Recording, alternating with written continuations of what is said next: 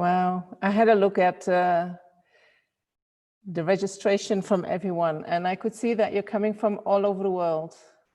Many people from India, people from the US, from Europe,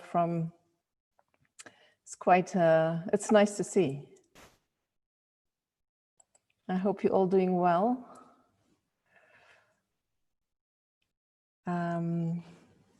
So we're going to continue the teachings on self-compassion, how to become friends with yourself, which is not so easy for most of us. It's the most difficult relationship for many, many people. So, but before we start, we maybe give ourselves a few minutes of time to bring the mind to the present moment, you know, to relax the mind, to focus the mind. So for that, you can find a posture that you feel comfortable with, and that can be a meditation posture where you have a straight back. But if you prefer to sit on a chair, that's fine too.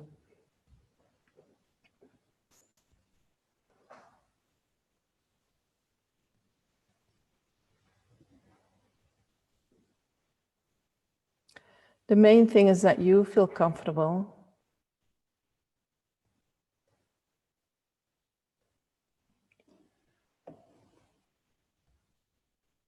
And that you feel safe, warm enough, not too warm, so that the mind naturally can come to rest at your body.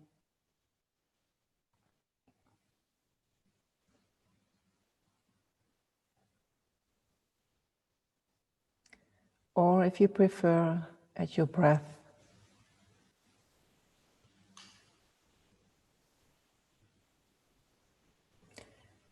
Your mind is open and you're aware of sensations related to your body, sensations related to your breath.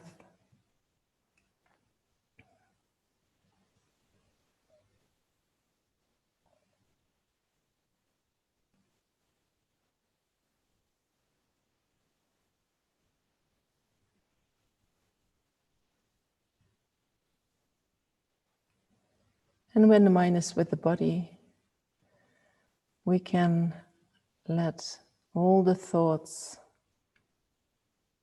that are still contemplating what happened in the past, we let them come to rest.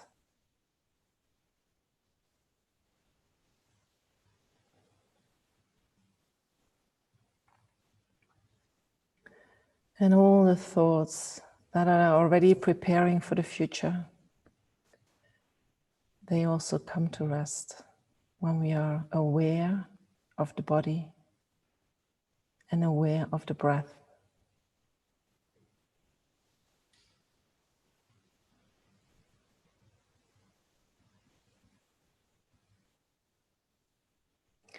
It is like we stop stirring in the muddy pond, and all the mud can sink to the bottom of the pond, and the water becomes more clear.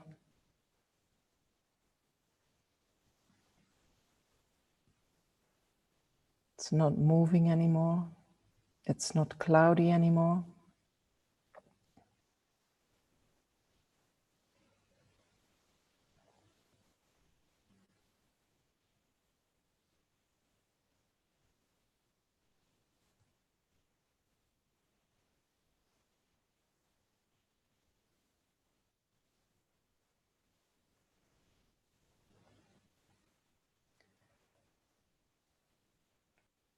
And then we can set up a positive motivation for listening and reflecting and meditating and how to become more compassionate with ourselves.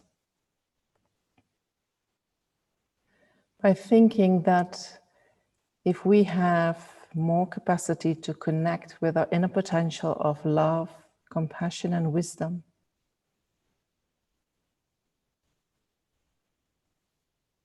that will make us a more happy person.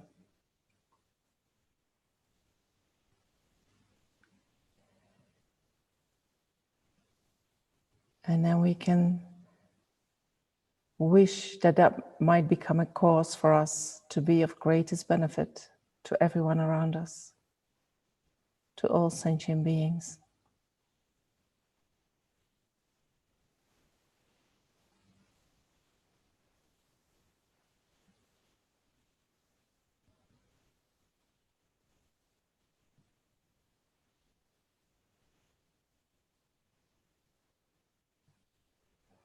And we can think of all these suffering sentient beings around us.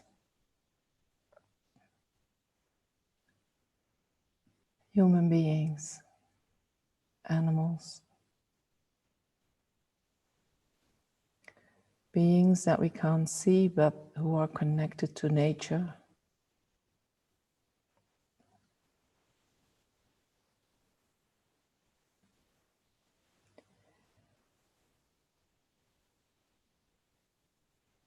There is so much suffering in the world.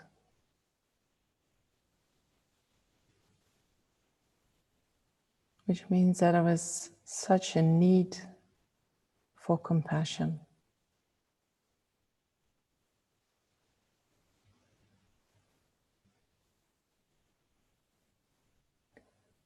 And a healthy compassion for others starts with a healthy compassion for yourself.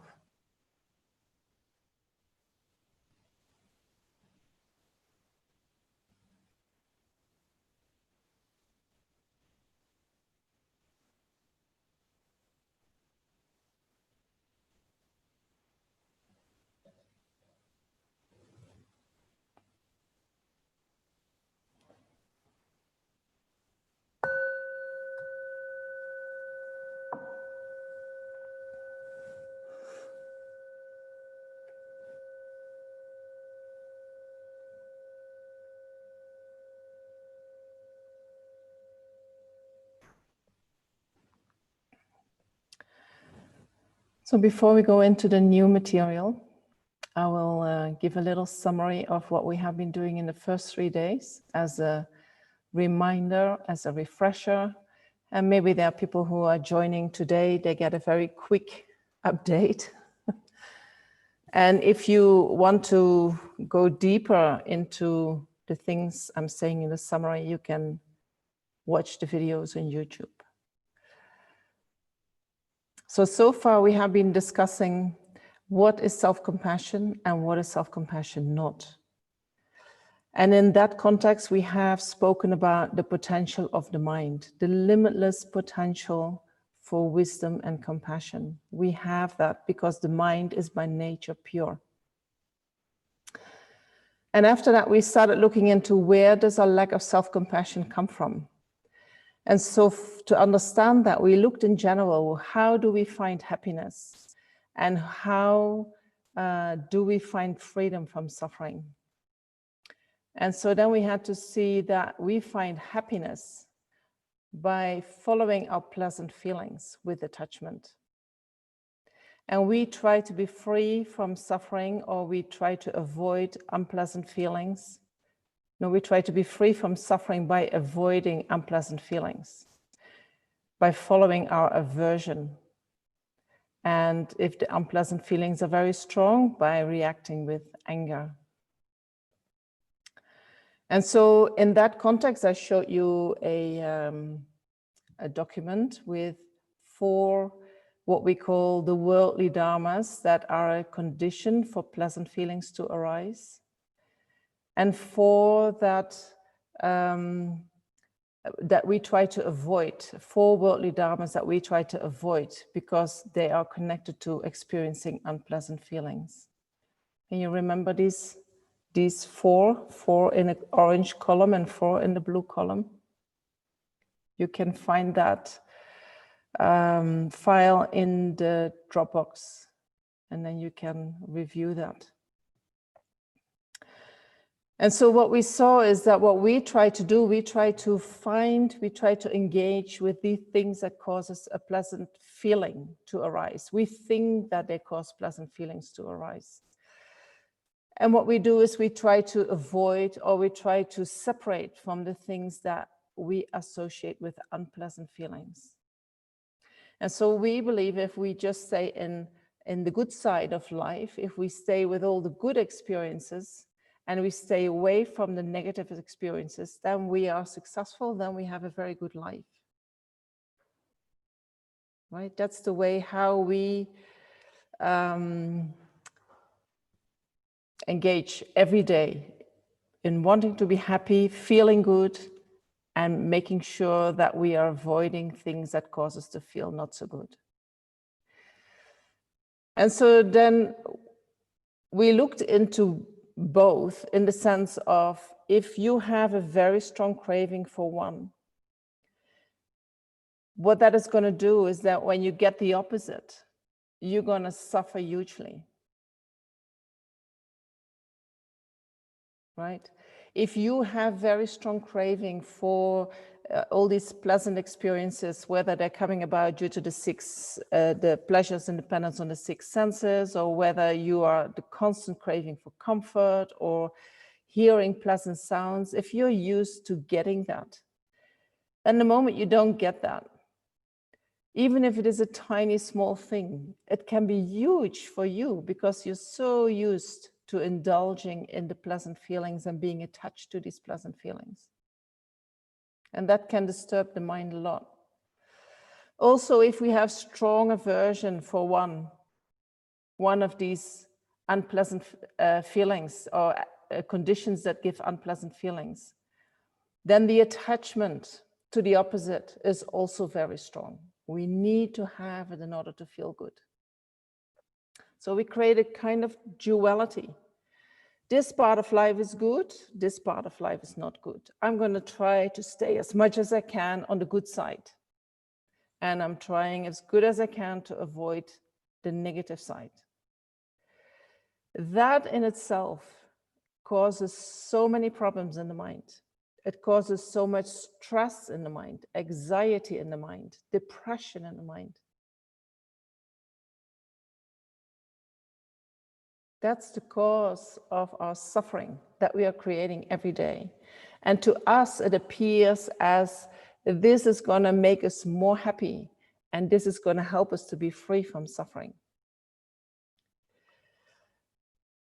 So then we said in Buddhism, whatever we experience, all experiences, positive and negative, pleasant and unpleasant, they are all in the nature of suffering.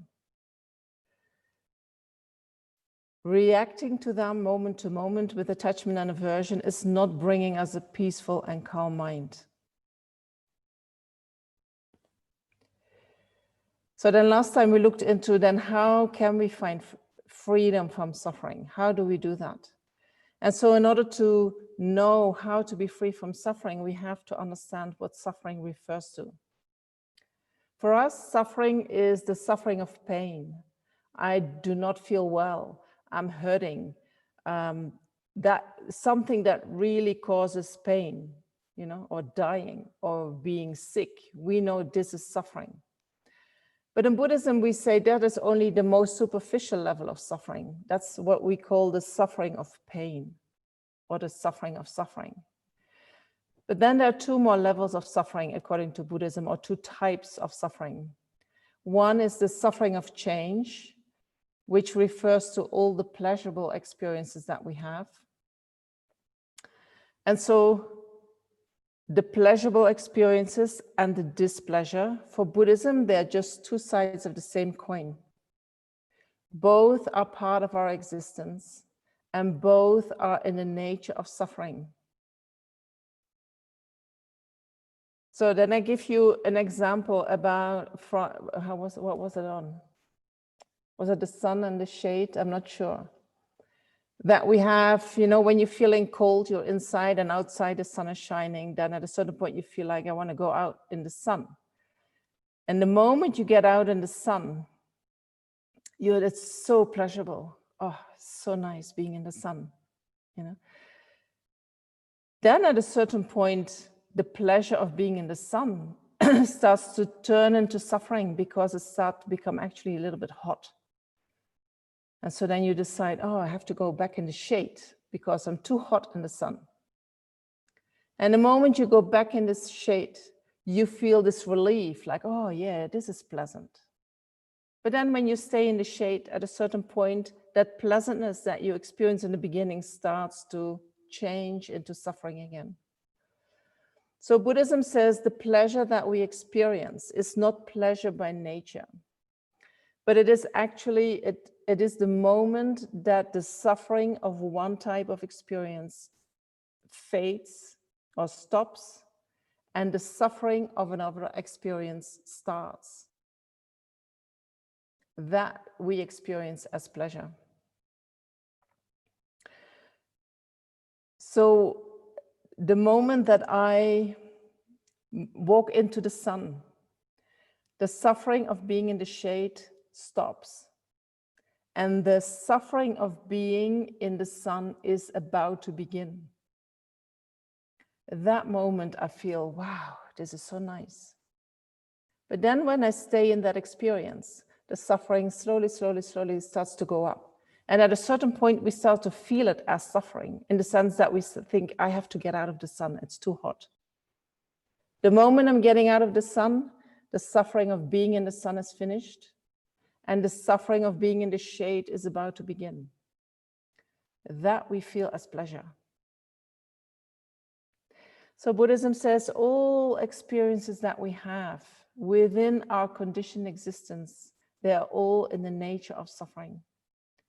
That's not real happiness, because the experience is not stable. The experience will change into suffering if we keep repeating, if we keep engaging in the experience.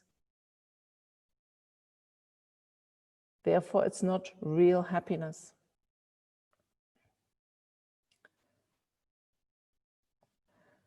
We believe that happiness is coming from following my attachment, and unhappiness is, my happiness is coming from following my attachment and also following my aversion. As long as I keep following my feelings, I'm going to be all right. So we follow the feelings. But Buddhism says the feelings are actually a result from previous actions. So being obsessed with feelings, we are actually looking at something where we have no influence on our happiness. Feelings are a result of previous actions. If we do actions with body, speech, mind, every action leaves an imprint in the mind for a future experience which is similar to our action. So that future experience is a feeling that will arise independent upon causes and conditions somewhere in the future. Once the feeling has arisen, the karma is finished. So experiencing pleasant feelings, experiencing unpleasant feelings, they are a result of previous actions. If we really want to be free of suffering, if we want to find ways to be happy, we have to stop creating causes that lead to suffering. And we have to create causes that give happiness. So in Buddhism, we say we're not looking so much at the feelings, but we're going to look at the actions that we are engaging in. If you can do that, and it is not easy, I tell you, I'm not really successful in that. But if you can do that, you get so much more power over your life, over your destiny. You know, that's a very, very important one. So write that one down. Stop being obsessed with the feelings, start looking at your actions.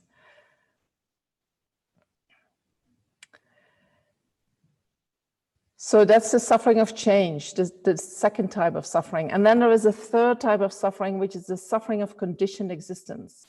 And so we spoke about, we have the body and the mind, which are created, come into existence under the influence of karma and delusions. And because they are created by karma and delusions, they are under the control of karma and delusions. And on top of that, they constantly produce karma and delusions. And so that makes that we engage in similar actions again and again and again and again. And it is very difficult to stop that. And it is that these actions that we engage in, that is not because we want to engage in the actions, but we are actually under the control of our attachment and our aversion and all the delusions that arise in dependence on that. Our attachment is the one who says, who gets up to make yourself a cup of tea, right? You think I'm getting up, but it is your attachment that is telling you to get that cup of tea. I need something. That's your attachment telling you to get something. And we think I make that choice myself. I'm a free person. I can decide that. Well, you're not, you know.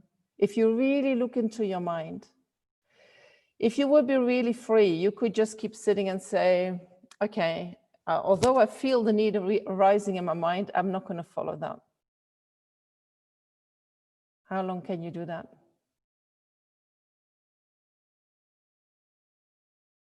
You know, you might decide within 2-3 seconds, like, no way, I'm going to get up and I'm going to make myself the tea.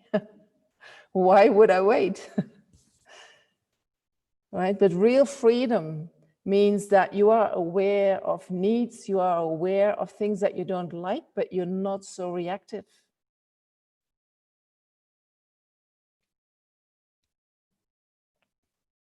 So Buddhism, when we talk about being free from suffering, we talk about all the 3 levels of suffering. We talk about freedom of the suffering of suffering. We talk about freedom of the suffering of change. And we talk about freedom of conditioned existence. That's real freedom. When we are free of conditioned existence, there are no delusions in the mind. Then the mind is clear, the mind is peaceful, the mind is calm. You are very clear on what you want, you're clear on what you're doing. You know, but with a mind that is very balanced and strong, that's freedom from suffering. So if we want that, if we want to be free from suffering, we need to look into what are the causes for suffering. And so the Buddha taught in his first teaching, the cause for suffering is karma and delusions. Karma means action. Karma means, the actual meaning of karma is intention. Every action that we are doing leaves an imprint in the mind that results in an experience similar to the cause, similar to the action that we have done somewhere in the future. And delusions refers to anything that disturbs the mind.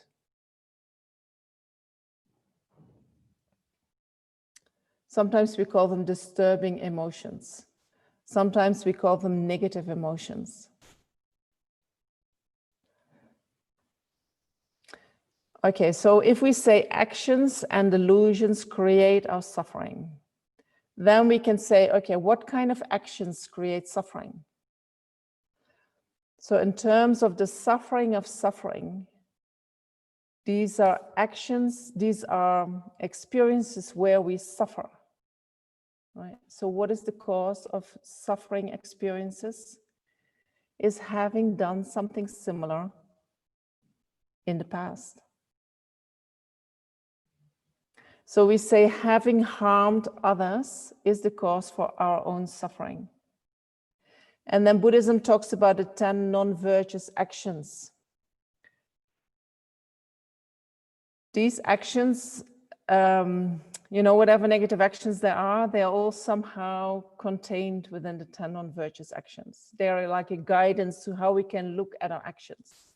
And so last time I spoke about the 10 non-virtuous actions, what they are.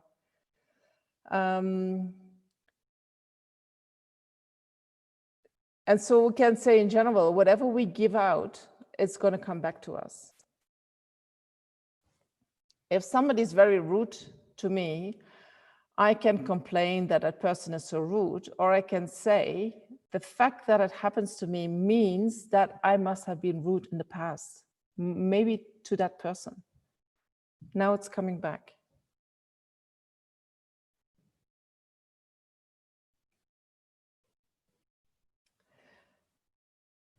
So that is how we create the causes for negative or for unpleasant experiences, by having caused harm in the past. So how do we create the causes for pleasant feelings?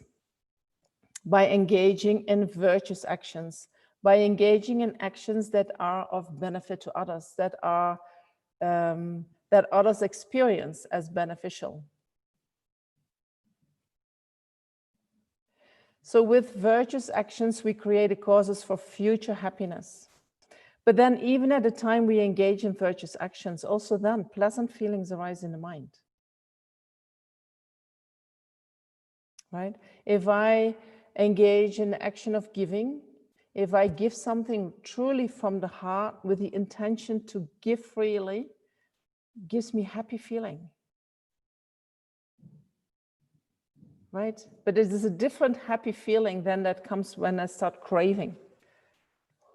It's funny, actually, when we give, we never have craving to give more after, do we? Doesn't come with craving, but it can be the wish, I want to give more. Saving lives, you know, when we walk on the path and we see little creatures and we make sure that we not step on it, it gives us a good feeling. So these actions create the karma to experience future pleasantness, happiness, but also in the present moment, they give you happy feelings.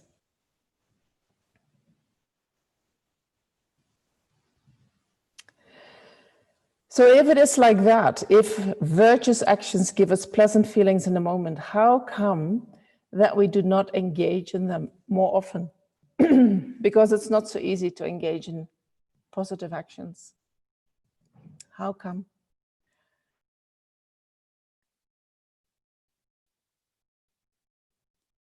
I think, but I'm not sure. You know, you have to check yourself. How come? You know? But I think most of the time, our mind is not in the present moment. Our mind is somehow thinking about what happened in the past, thinking about what might happen in the future. So we're not really present in the here and now. And when we're not present in the here and now, we are engaging in actions on an automatic pilot, moved or directed by our attachment and our aversion, following our feelings. We're not really conscious of what we are doing. We're just following our feelings. When we just follow our feelings, it's impossible to do virtuous actions, unless you have very strong habit to virtuous actions. But for us, normal human beings, we need awareness, we need to be present, we need to do things consciously in order to create virtuous actions. So then we looked into how do we lessen the delusions, you know, and so because that is the second cause of our suffering, having the delusions. How can we lessen them? So we talked about, you can contemplate the disadvantages of the delusions. What is the disadvantage of attachment? For instance, it is dissatisfactory by nature. There is always something missing. We always want more. So you think about that. And then you apply the antidotes. And we said antidotes to attachment is meditating on impermanence or thinking about impermanence and practicing contentment with what you have. The more contentment there is in the mind, the less attachment will arise. And then we looked into what are the disadvantages of anger.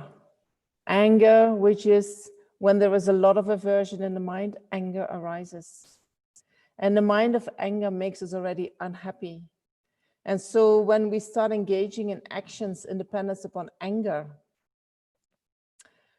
we can be harmful to others. We say things that we regret later. Other people get scared of us.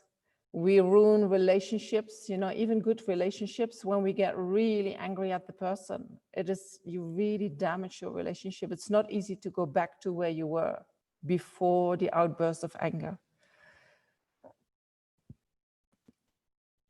The more anger arises in the mind, the more we have a feeling of separation. And when we have strong feelings of separations, we might feel lonely. You know, it's like I cannot connect with others because you have separated from others. So that is what anger does to the mind.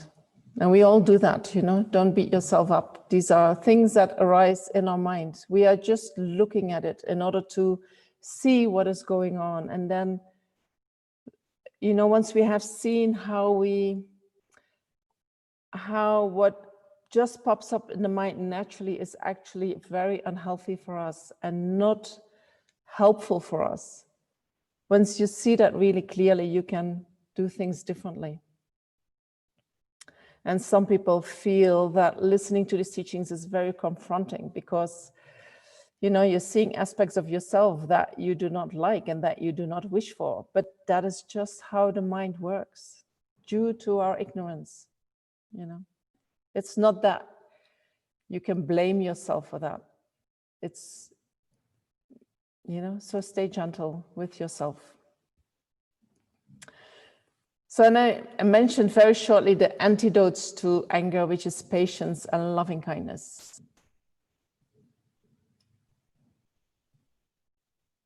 So if we want to experience more happiness, we need to create a virtuous mind and engage in virtuous actions. A virtuous mind is normally focused on the benefit of others.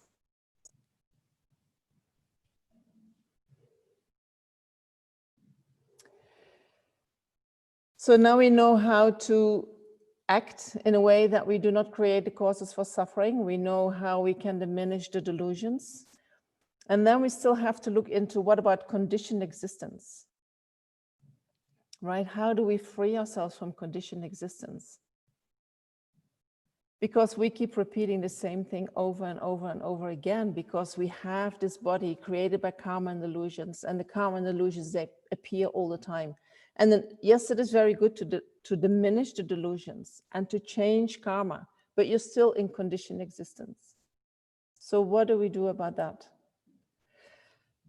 What is the antidote to conditioned existence? And I think last time we spoke a little bit about the self-grasping mind. The self-grasping mind is seen as the root cause of conditioned existence. So what we do is we grasp at the self in a way, we believe that the self exists in a way that it doesn't exist in actuality.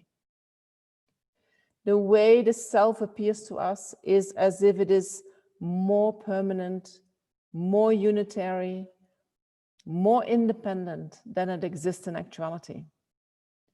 It appears to us as an entity, as an identity. This is who I am. We can feel it, right? My me. My me feels like a single entity sitting somewhere in my body or in my mind. And it appears that that I is quite independent. And sometimes it feels solid, concrete. And it appears almost like it is an objective entity. And when we start investigating that self, we cannot find a self like that. If we would start looking, what is that self? Where is it? We cannot find anything like that. And then we look into, then how does the self exist? You know, the self arises in dependence on causes and conditions. That means it is not permanent. It is actually changing moment to moment. And the self arises in dependence on all the parts that make up the self. You know, all the aspects of my body, all the parts of my body, all the parts of my mind. In dependence on that, the self arises. And then the self also arises in dependence on what we call name and conception. You know, the self, I cannot find an entity which is the self in my body and my mind. But what the self is, it is the name given in dependence on the body and the mind. So the body and the mind is something different than the name that I give in dependence on the body and the mind. Right? They're two different things. To us, they appear as the same thing.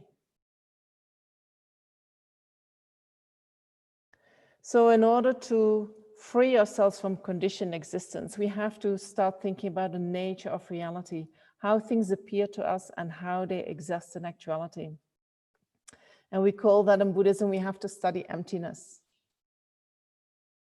Studying emptiness is a study in and of itself, right? The monks, I think they do 3 years on one aspect of emptiness and 6 years on another aspect of emptiness. That is all about how do things appear and how do they exist in actuality.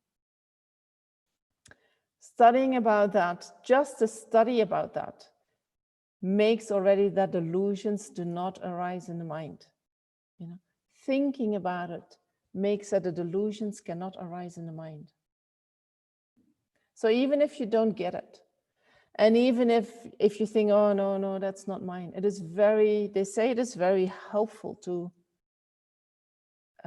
read about these teachings.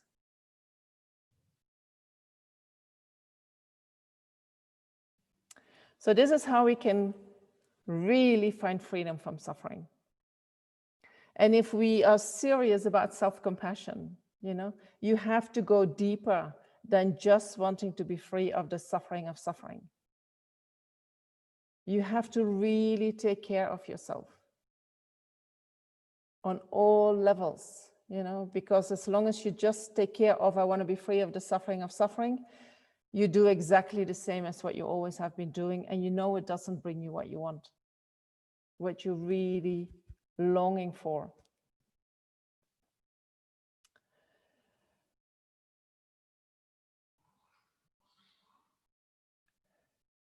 So I had yesterday, I think you guys, the day before yesterday, we had some questions. You sent some questions through email. So I'll do a few questions came back from several people. So I will do that now, and then we go into how we can be with unpleasant experiences. How can we truly develop self-compassion in our mind? So one question was, what means it when we do negative actions? And so negative actions means harmful actions. And negative action is not determined by some outer judgment, but negative action is determined what kind of effect is it going to have. If my action is harming somebody else, the fact that it is harming makes my action negative. The main thing that makes my action negative is my motivation. You know, if I have the motivation to harm someone and then I say something nasty, that other person will feel that I'm coming from a harmful place. If a child would say the same thing to that person out of innocence, that doesn't harm. No, that, you know, that's just a child. Might even sound funny. But when an adult repeats it with a harmful motivation, it really hurts. So negative and positive is not really coming from judgment. Judgment comes from the brain, right? As if there is some kind of authority who is saying this is good and that is bad.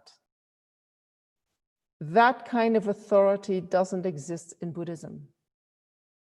There is no judge, good, bad, you know? But good and bad means what is beneficial for you to develop your full potential, and what is harmful for you to develop your full potential. If I engage in harmful actions, they harm others, but I also harm myself, because in the future, harmful experiences will come to me. And when I experience a lot of suffering, it is very difficult to engage on a spiritual path. When I engage a lot of harmful experiences, then it is very difficult to practice more loving kindness, more compassion, right? We all close down, we get angry, we create negativities, and so we block our own development by engaging in negative actions. That is what makes it negative.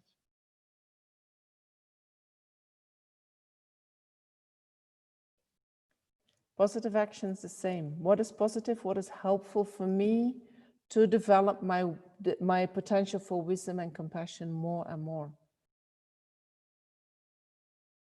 So positive is beneficial for others, is beneficial for myself. Another question was about negative actions, engaging in negative actions for your profession. For instance, you are in the army, so you are there to kill. So killing in itself is a negativity, but it depends a lot on your motivation as well. You know, so when you go in the army, for instance, to really defend your own country, to defend the people of your country, there is part of your action of killing is coming from a positive place. So that karma that ripens from that will be different than when I kill out of malice, right? But then still, it is still killing, it is still a negativity. And I do think that you have a choice whether you go, you know, and maybe not, I don't know how you, do you have a choice to go in the army? In some countries, you have to go for a few years in the army. And then after that, you can choose if you stay or not, right? If you are a butcher and you kill to make money, you know, that's, I think, stronger negative karma than when you kill in order to save somebody else. But, you know, these are subtle workings of karma. I cannot say too much about that. And so one question that people had that came back, I think there were 3 or 4 people who had the same question. How do I protect myself when other people harm me? Because I have no control over the actions from others, you know. And so when we start talking about becoming more peaceful and becoming more, having less aversion and anger, people suddenly get this problem. But what if others harm me? Can I not harm back anymore? So I think in Buddhism, we make a difference between the actions that you engage in and your mind, right? First of all, harming others, whether we are harmed by someone or whether we are harming back, that is never condoned, that is never okay. So if somebody is harming you, what you try to do is you try to have a peaceful mind that doesn't get upset, that has still loving kindness in the heart. But you do not have to accept that behavior. You can always walk, no, you can maybe not always walk away. But if you can walk away, I would say walk away. But don't get upset. Right? The main problem is that we get so upset. But when we experience the harm, we say, thank you very much, but you know, this is not for me, I move on. I want to go somewhere else. If you can avoid it, avoid it. And then if you are living with someone who is harming, try to talk about it. Try to say what you experience while you are living with them. And then if you feel that you need to protect yourself or you need to protect, what we try to do is we try to think, how can I protect that person, that other person, from harming? Because when they harm, they're actually harming themselves. They are creating a lot of negative karma. I want to protect them from creating negative karma. So the mind is not so much obsessed with what is harming me, but I have concern for the other person. Okay.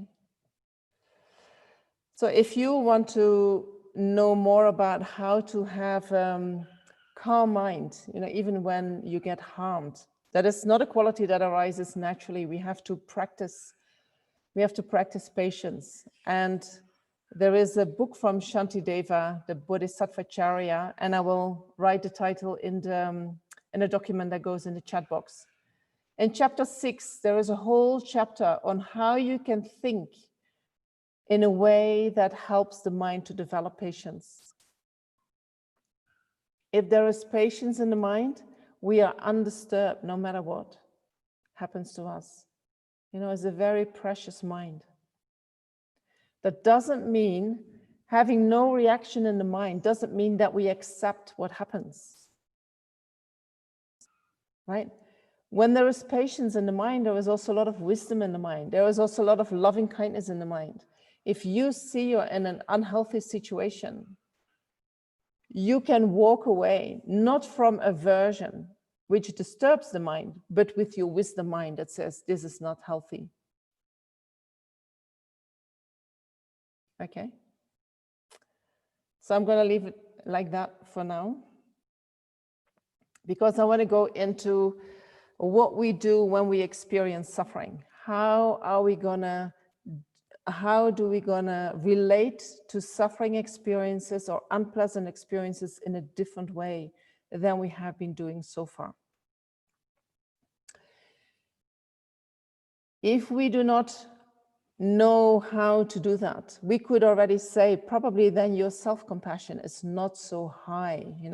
It's probably an indication that your self-compassion is low.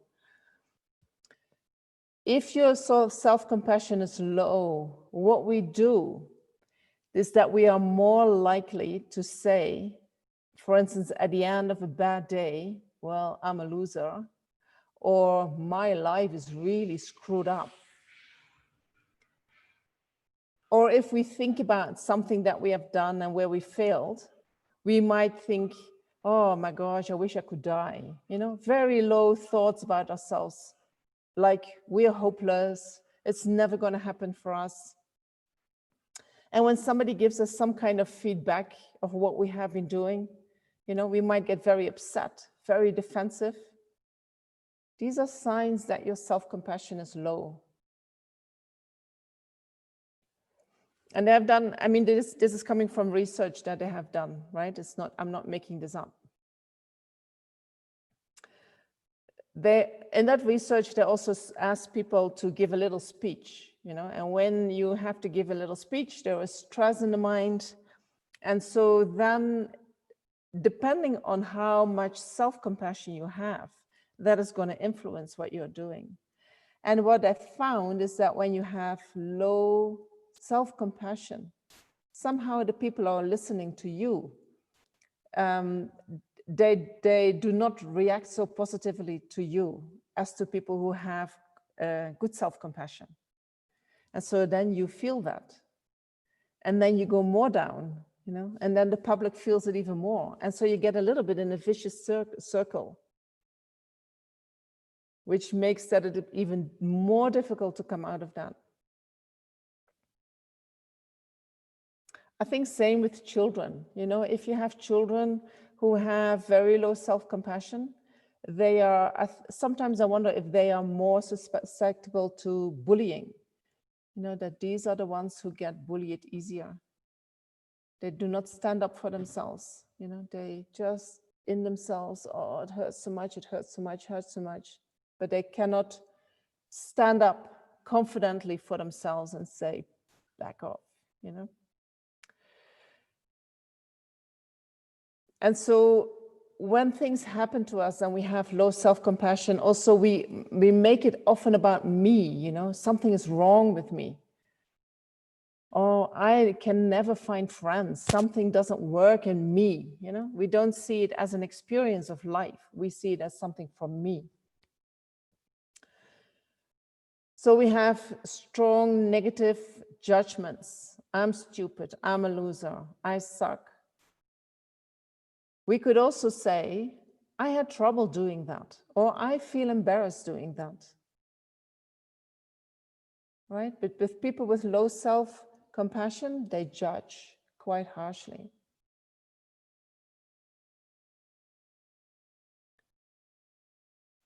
So how can we do things differently? How can we build up our self-compassion? And I'm going to give you three things that you can practice. And they have done study on universities, and they give students these 3 aspects to practice. And they saw that within 14 days, self-compassion was already increasing. So it helps quite quickly, right? So the first one is having kind self-talk. If we have low self-compassion, we speak low of ourselves. We speak harsh to ourselves. When things happen that we don't like, often we beat ourselves up. You know, how stupid are you that happened again? So we have the suffering of the experience, and then we add to that by the way how we speak to ourselves. So can we speak in a different way to ourselves, in a calming, understanding, soothing way? Recognizing our suffering. Oh, wow. I can see that you're suffering. I can see that how difficult this is for you.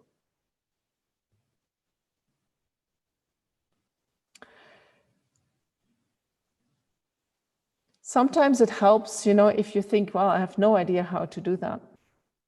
You can think, if what happened to me would have happened to a very good friend of mine, and how would she look like? What kind of pain would she have? And I see that pain, you know, I visualize that in front of me. And then I think, what would I say to her? And then words come naturally. And these are very kind, compassionate words, soothing the suffering that is experienced. And then you say, okay, now I'm going to say it to myself. Same thing. So instead of guiding unpleasant feelings that arise with harsh words, adding to your suffering, what you're going to say is you're going to acknowledge, yeah, this is an unpleasant feeling. Yes, this is suffering. Yes, I don't like that. You know, but this is part of life. And, you know, it doesn't mean that you are not okay. You are okay. You're still worthy. You still have value. You still deserve. Everything is still intact. You know, you are not damaged by this experience. It is just an experience. And so you find the words that are most soothing for you. And then the second aspect that is important is that we are present with what we are feeling, that we are mindful. What do I experience? Is it pain? Is it grief? Is it loss? Injustice? Anger? Rage? What is going on? Whatever you feel is totally fine. We're not going to say you're not allowed to feel that.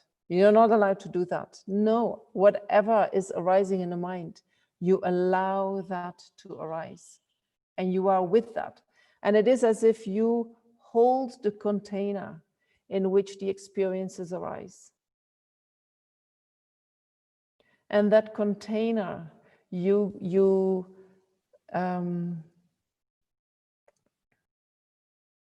it is like you create a safe space for yourself in which you feel loved. And within that space, you allow whatever arises in the mind, you allow that to arise. No judgment,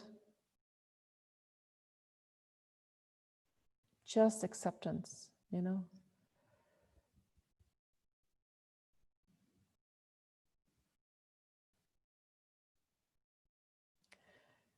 Whatever arises in the mind arises independent of many causes and conditions.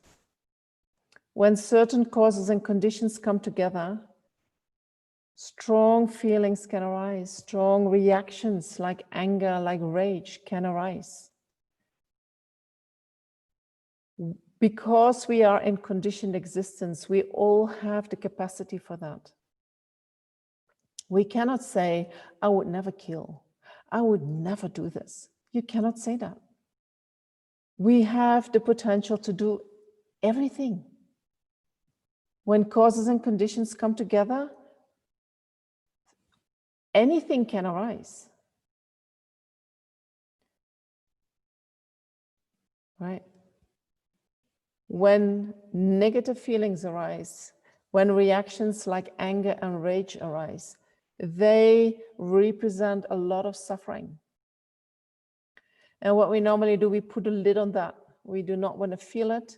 We do not like ourselves when that happens to us. We think we're not good enough. We think we are failures. We think we are losers. And what we're actually going to try to do is say, okay, this is what I'm feeling, you know, and it hurts. It hurts a lot. I'm suffering. And you connect with that suffering. And you hold yourself with loving kindness while you're going through that suffering experience. And while you go through it, you talk to yourself in a gentle, kind, loving manner to soothe the suffering that you are experiencing.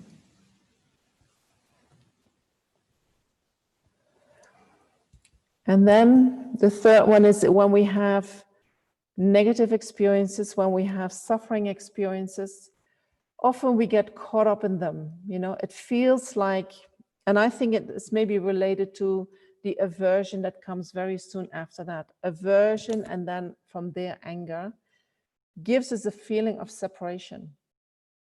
So when we experience a lot of suffering, often we feel that it is just me. You know, I'm alone in this.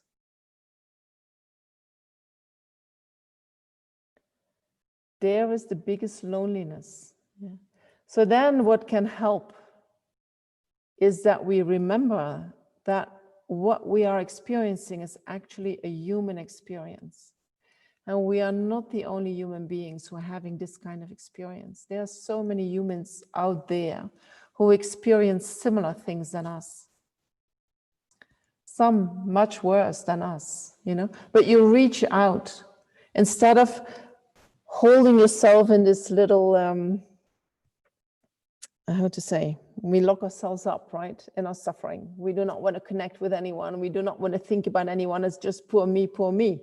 But what if we open up the mind and said, yeah, it's not just me experiencing this. This is an experience in a human body and with a human mind that is just happening. And today it is happening to me, but tomorrow it's happening with my neighbor. The day after tomorrow with somebody else. This is something that is just happening. It is not you who is just feeling that. It is an experience that is happening. So you take the me a little bit out of it and you connect with seeing it as a shared human experience. So these three aspects, we need to train our mind. When unpleasantness arises, be mindful, talk in a kind, loving manner to yourself, and reconnect with other human experiences. See it as a shared experience.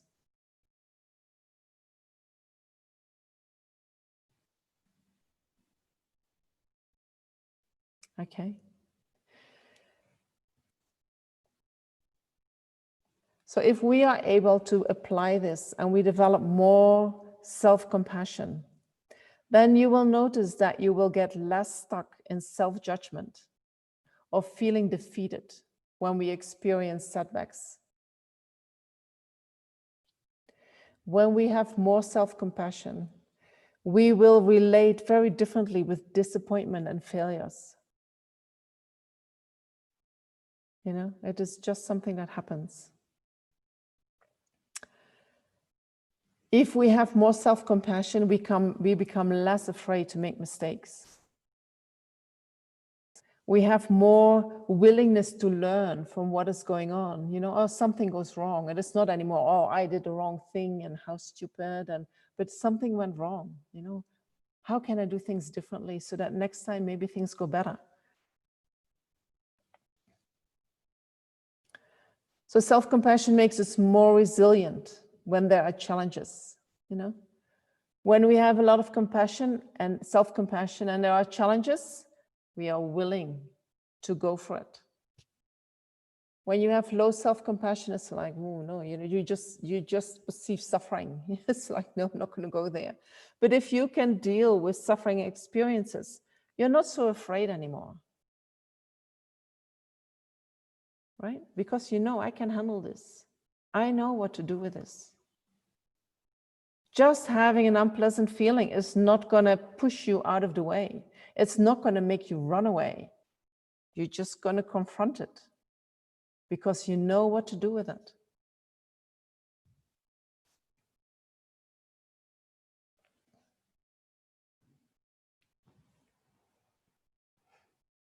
I'm going to look at a small question.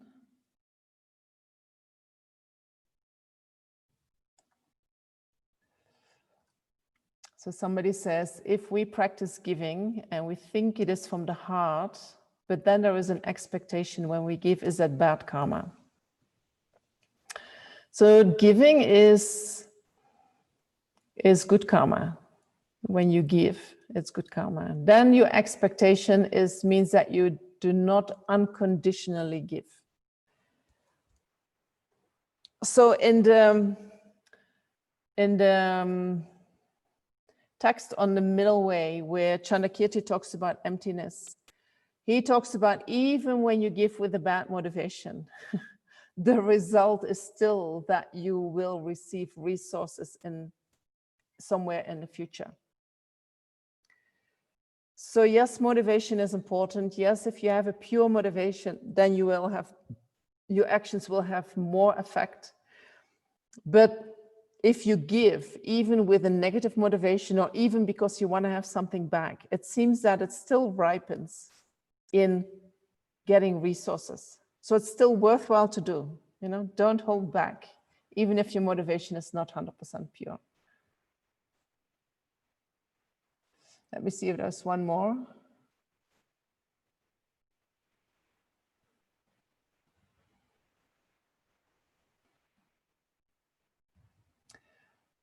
I don't completely understand that question.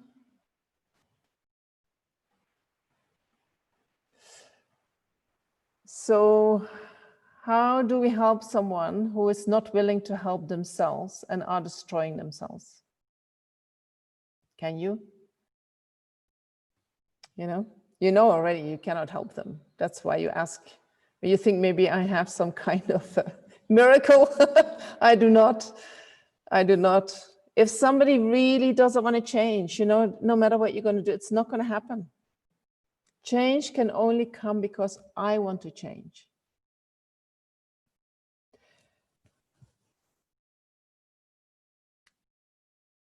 And sometimes we see people destroying themselves, and we cannot help them and we cannot stop them.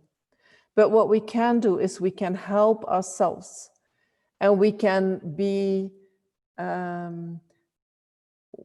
we can develop ourselves, develop our self-compassion, develop our wisdom, develop our compassion for others. And the more we sometimes, you can become an inspiration when you do that. Because the people who are destroying themselves, they see that you are growing and that you are becoming more kind and more strong. And they might think, what is she doing? Or what is he doing? Then they come with the question, then maybe it's time to say, I can show you. But when they don't want, you can't do anything. You know, you only have to work on your own hurt of letting them go.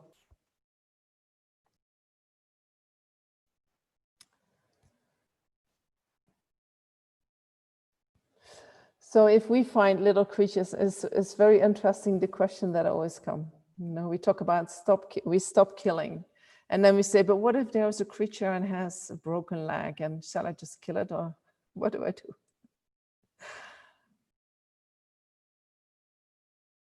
So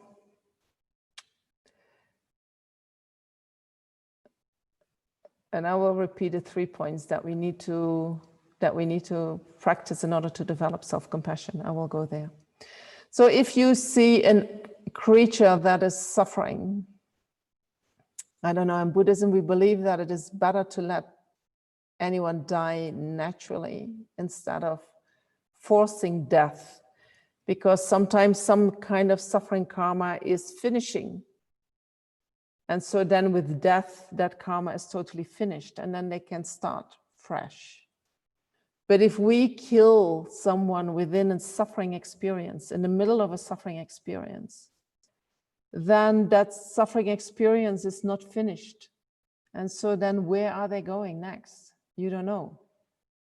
You know? And basically we cannot see where that sentient being is going. We might make it much worse for the next life if we start, you know, finishing their life off right now before that comes to an end naturally. So in general, you know, if you can, you let them stay alive. And if you can, what we do is we walk around holy objects so that they create merit, or we recite some mantras and we blow it on their body. Or, you know, if it is a bigger creature like a dog, you stay with the dog and you stay, you know, you keep talking nicely to the dog, and you keep caring until the dog dies naturally. You know, that's what you try. If you can, that's what you do. Okay, I'm not going into terminal and coma, sorry. Come to a course at Tushita and we can talk about that. So the 3 points that we practice for developing self-compassion. The first one is kind self-talk. The second is mindfulness, mindfulness of the experience that you go through. What am I feeling? And the third one is remembering the shared experience. What we are experiencing is common in the human realm.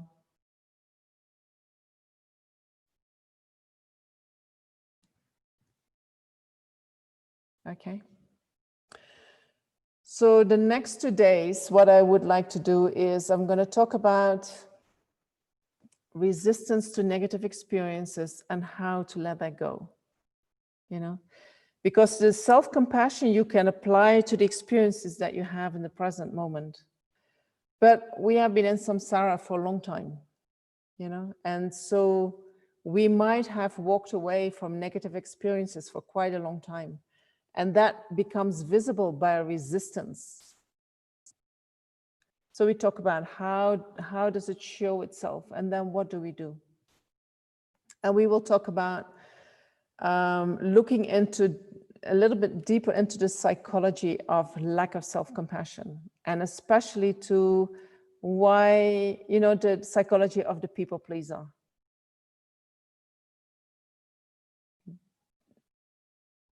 Okay, I know many of you are people pleasers. And then we look into how do we let go? How do we forgive? How do we, you know, let go negative experiences instead of holding on to them? How can we let go? and we will talk a little bit about gratitude. So instead of reacting with attachment and aversion, we practice forgiveness and gratitude. That's where we're going to eventually end up. And then from there, maybe we apply it into the Buddhist practice, doing tonglang for ourselves, how we do that. Okay.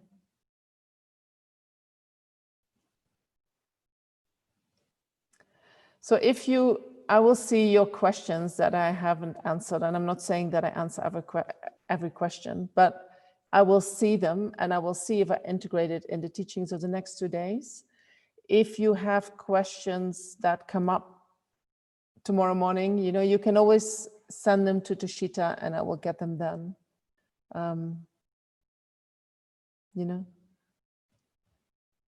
Just an idea. So today we're going to do a meditation on how to practice these 3 aspects of self-compassion.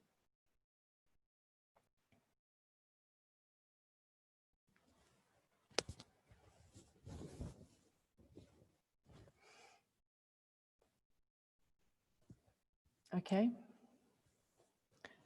So find a place where you are comfortable, where you sit comfortably.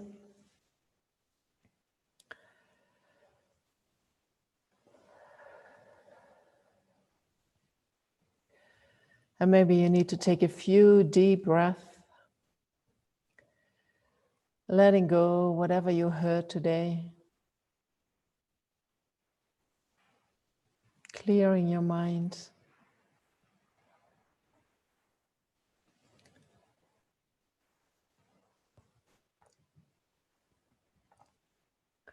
Allowing your mind to come back to your body by being aware of your body.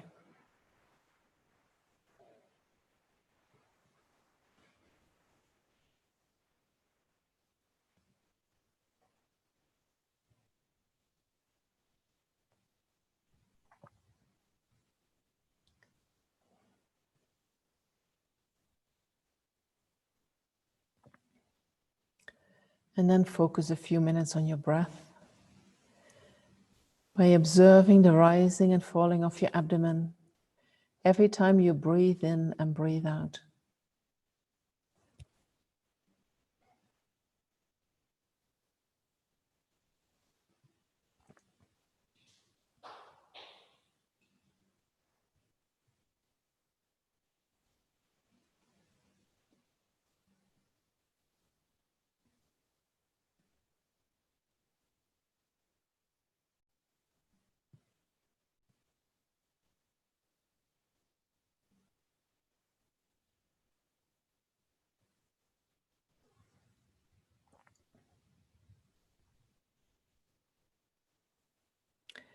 If during the meditation you find yourself drifting off or you lose the topic, first bring the mind back to the body and the breath. And once you feel grounded again, reconnect with the meditation. Start listening again.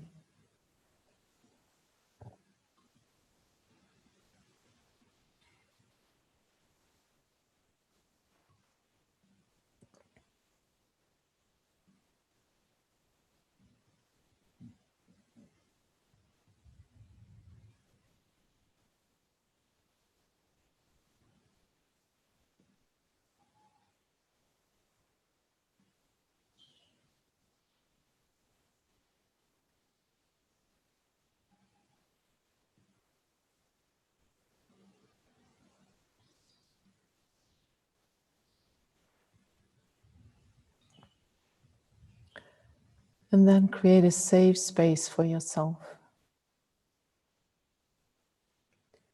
in which you feel loved and nourished.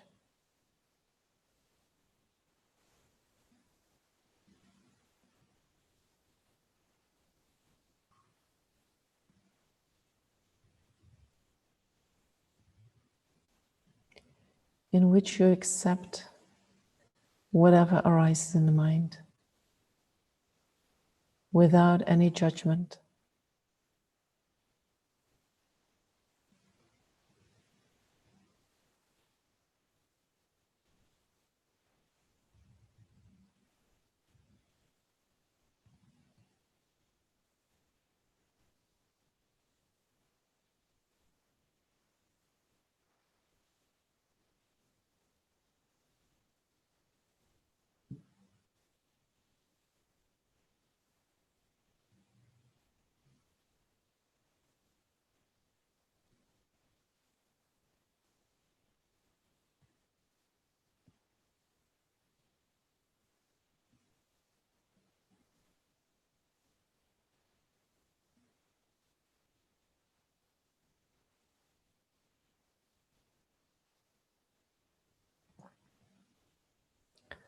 And then observe what is going on in your mind.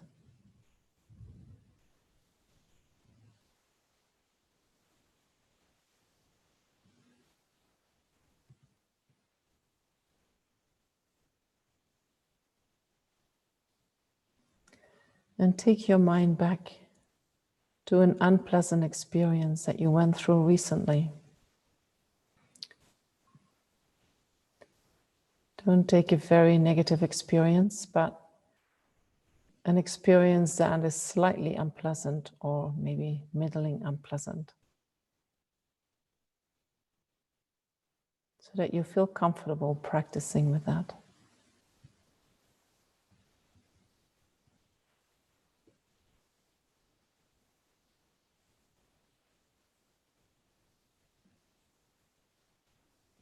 And when you think about that unpleasant experience, observe what happens in the mind in terms of feelings, thoughts, disturbing emotions. Maybe your mind is upset. Just observe that without any judgment.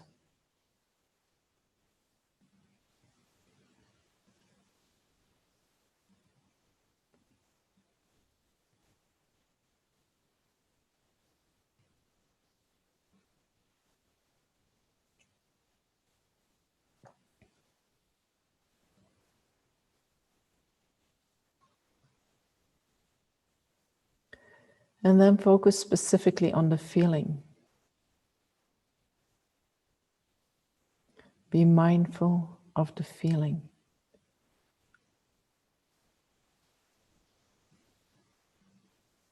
Where is it in the body?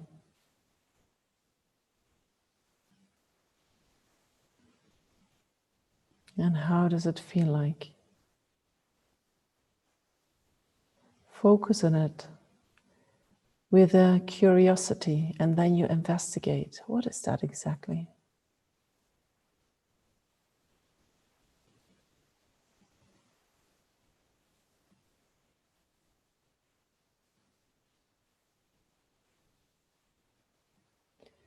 And while you investigate, you check if you're feeling, if you haven't felt it totally, if you suppress it a little bit. Allow that feeling to arise. Maybe the feeling becomes first a bit bigger. And while it arises, you are mindful of it. You feel how it feels in your body. You allow it to arise.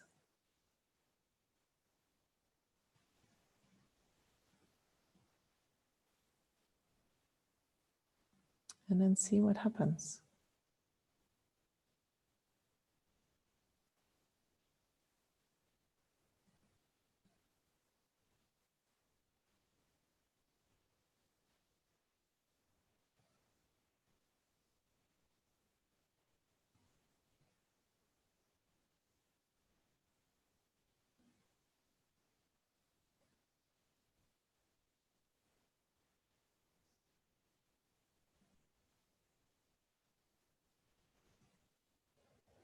How do you talk to yourself while you feel this? Are you critical, or judgmental, or harsh? Or are you already trying to do it differently?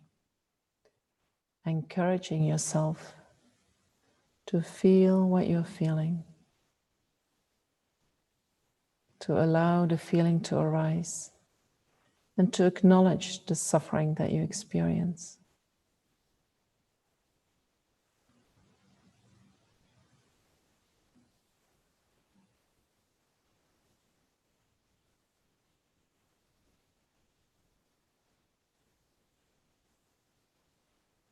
Talk to yourself as if you would talk to a good friend going through this experience.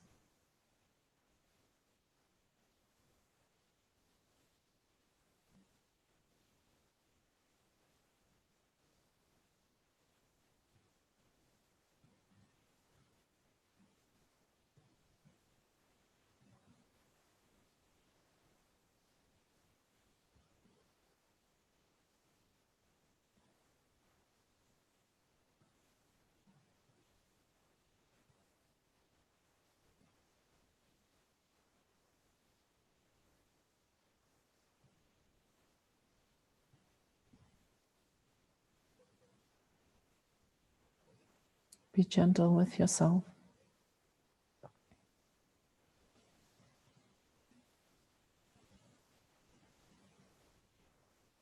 You are a suffering sentient being.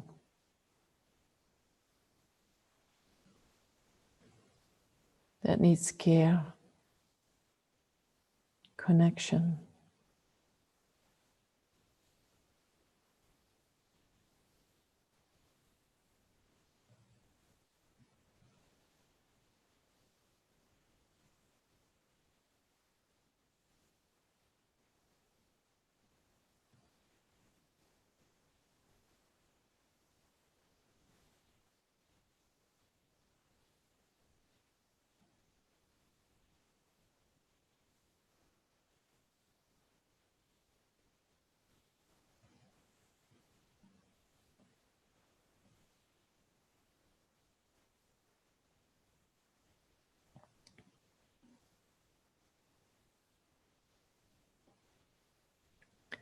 And then remember that you're not alone in this experience.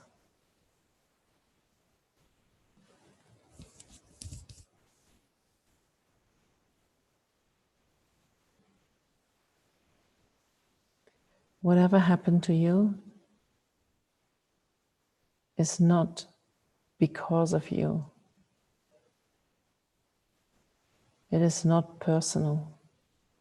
It is an experience that we share with so many human beings.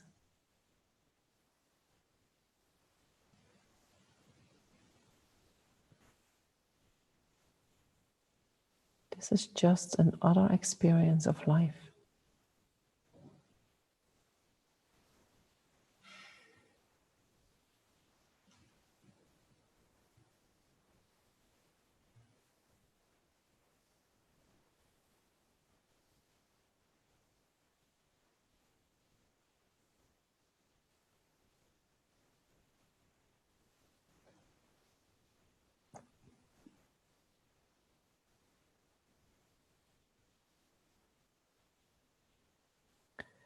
And if you have trouble feeling your experience, you can ask yourself, what do I need in order to be able to totally feel this?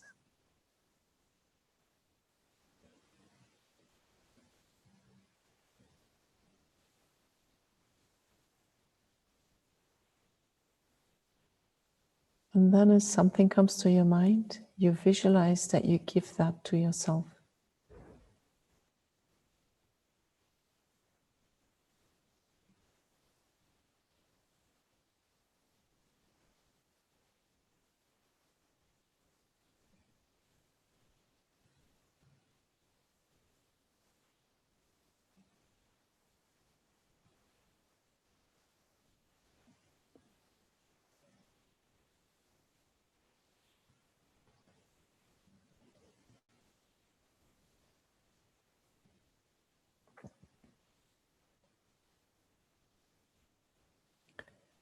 What we experience is not what defines us.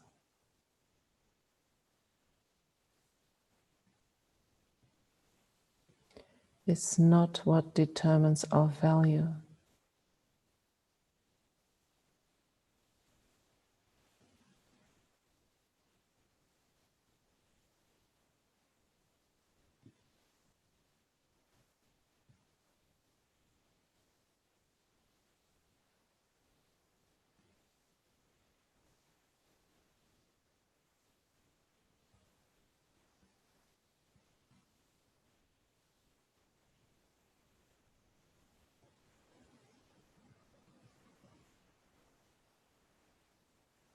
We are all fine the way we are.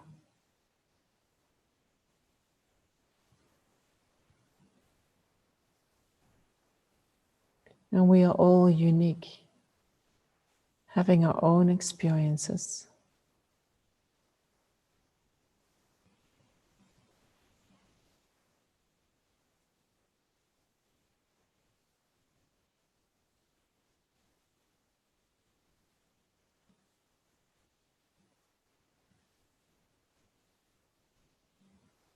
And the only thing we can do is connect with our own experience.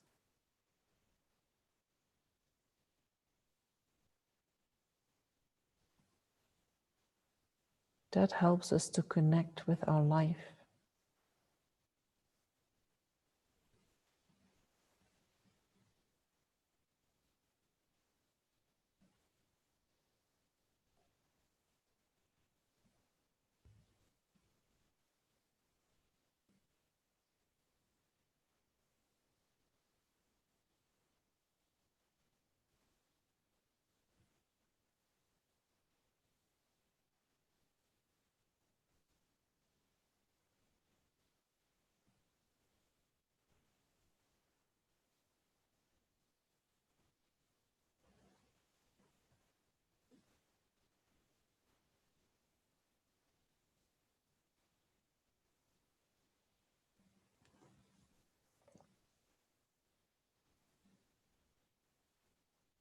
The more we can connect with our inner experiences,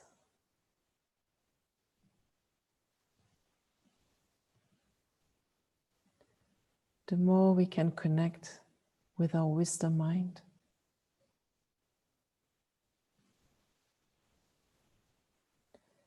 And with our compassionate mind.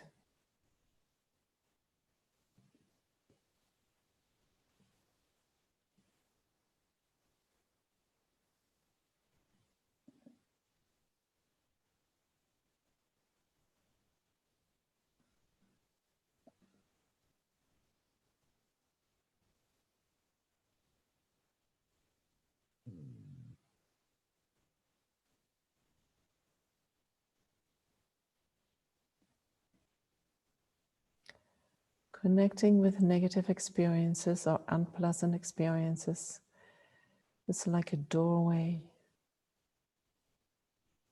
to our qualities of wisdom and compassion.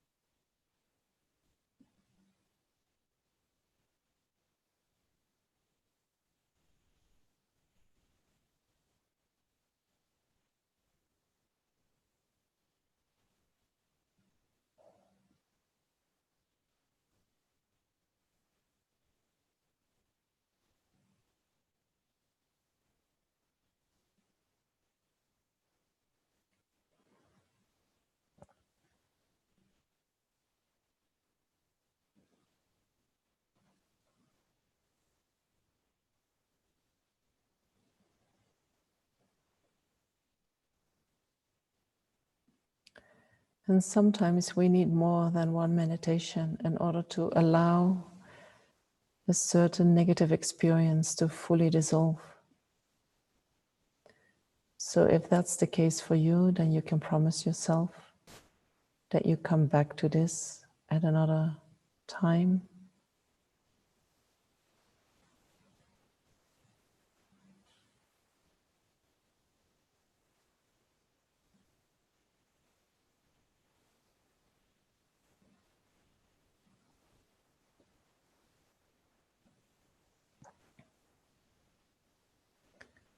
And then we conclude the meditation by dedicating all the positive energy that we have created by listening, reflecting, and then engaging in this meditation.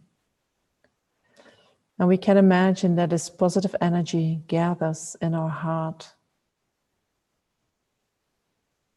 filling our whole body,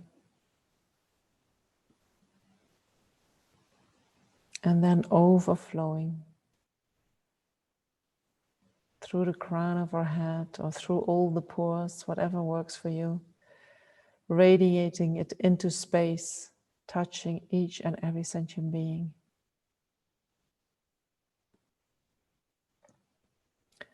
Giving them only happiness and well-being.